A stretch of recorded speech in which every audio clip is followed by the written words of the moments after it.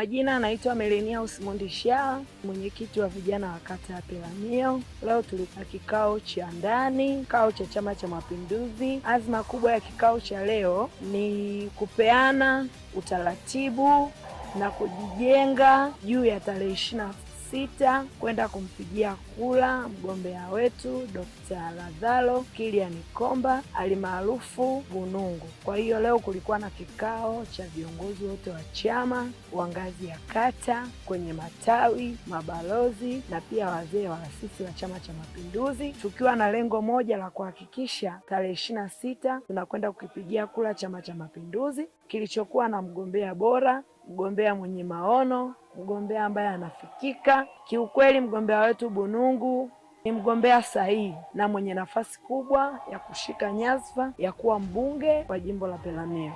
Kikao chetu leo kilikuwa na mwitikio mkubwa, kilikuwa na uhamasishaji wa hali ya juu. Watu wamelipokea vyema jina la Mheshimiwa Bunungu na wameahidi tarehe 26 kwenda kutiki, kwenda kumpa kura ya kuwa mbunge wa jimbo la Peramiho.